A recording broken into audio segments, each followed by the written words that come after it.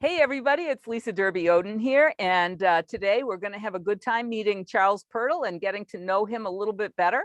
And so with that, Charles, I would love to have you introduce yourself and tell us what your job title is here, what you do on a day in and day out basis, how you spend your time at MassMEP. Thanks for having me. Um, I'm a program manager, and what that means is I go out and I deliver products to train people how to better serve themselves and hopefully grow their companies. Uh, had a great one yesterday. They were just so happy to do a value stream map and really understand their process. And that's what I love about what I do is the getting people to understand, and just the things they wrote on the surveys was awesome. That I made it very simple for them. So that's mainly my goal, is to train people, but not just train, but help them actually implement. I have over 35 years, I hate to say, of experience in lean, and I'm a manufacturing engineer by schooling. So that's really lean at its core, is industrial engineering. And I love making processes flow faster, better, but it's really about people, working with people. So uh, love going to all the different companies, meeting all the different people. Everybody's been great internally, externally. I haven't hit any negatives in my 4 months here at MassMEP. So that's great, Charles. So it sounds like as a project manager that you kind of go out and first of all, you help the client diagnose what their training needs might be. Is that Yes, part of first what you do? first we start with PDA and myself would go in and do an assessment of a company to see where are they needing help. Yeah. What are their pain points?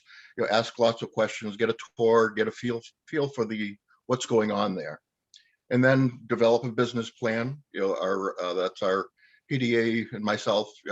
After we do the assessment, tell them what we can do for them, and Right. then And then and so hopefully we then get the then grant. then you get to go in and do all that great training and the follow-up Yes. implementation that you were talking about. I'm going, he jumped right to the meat of the matter. I bet that's his favorite part.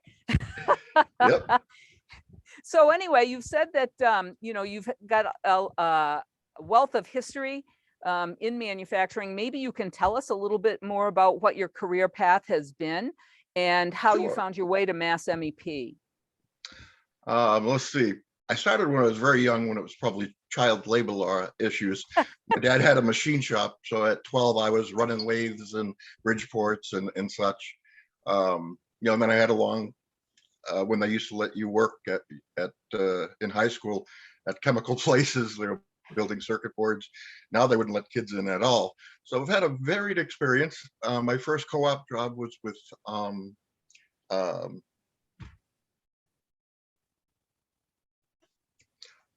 Avery Dennison. Oh, They okay, yeah. out in Fitchburg, Mass. They actually were making. I was on a project to help them put those staples into the pants to hold the tags on. They were just developing that technology at that time. Then once I graduated, I went to Raytheon for a couple of years, and didn't, that wasn't the place for me. The union, I just couldn't see, people, not working as hard as they could. It was a management versus uh, uh, employee, union issue all the time. Yeah. And that's just a hard thing to be part of. Now I see unions, changing their they know that everybody has to win. Everybody Yeah. has to be on the same side. Then my main training has been at Bose Corporation for 21 years. Uh, Nice.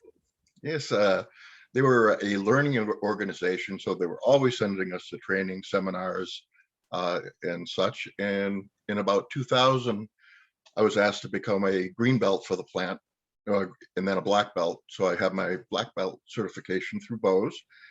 And then a new VP started, and he brought us the Toyota production system, which really helped us. We did a whole implementation at Bose across, globally. We had a couple. Our big plants were down in San Luis, Mexico, and Tijuana. And we had a plant down in Columbia, South Carolina. But I was our rep for up here. I was a small plant of 300, where those plants were around 4,000 each, thereabouts. Anyway, we developed the plans from our sensei, who was auto leaf manufacturing out in Salt Lake City.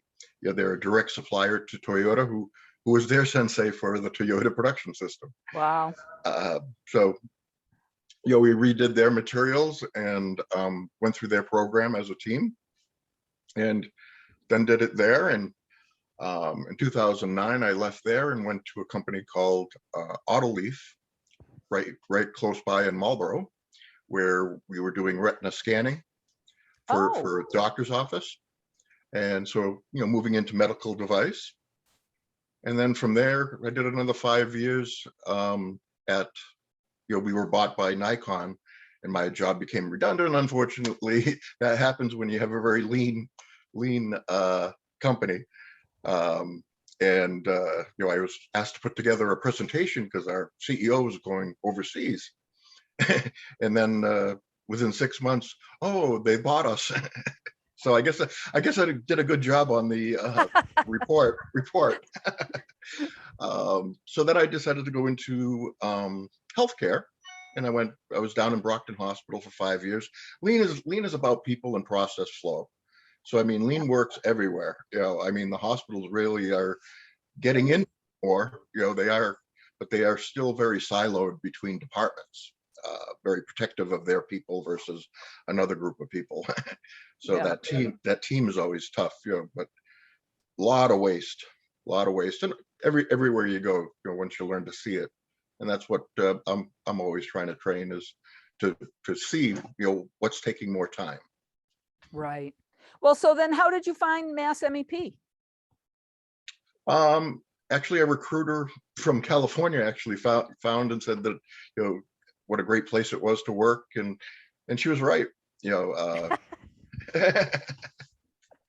That's great. Yeah. People find their way to MassMEP in all kinds of different ways. So I'm always curious to see, but I love that, Charles. That's great. And especially that she was out in California, like who knew, right?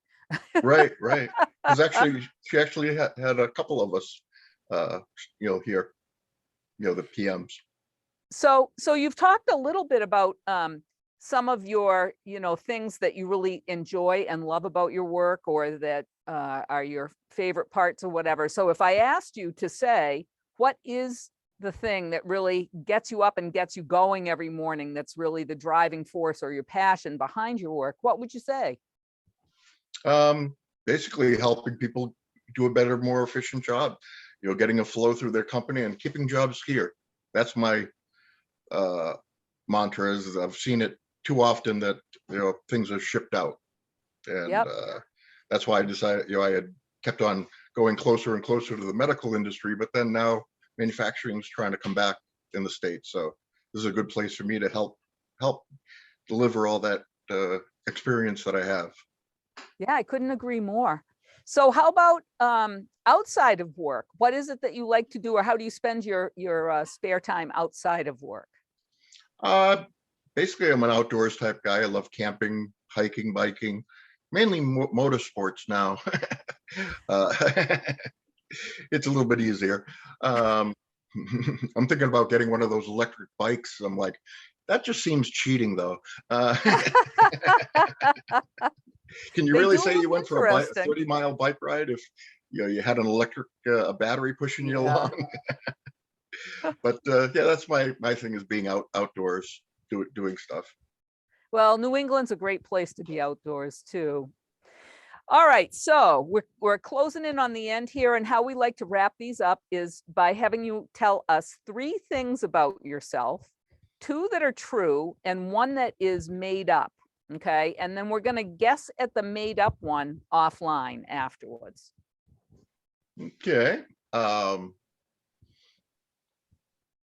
love to ride motorcycles or power equipment, jet skis and all that. I love to ski. And I really enjoy doing all my yard work. I have a big lot of land and, always out there doing improvements, so to speak. Somehow I've noticed that all three of those things relate to outdoor activities. True, But anyway, true.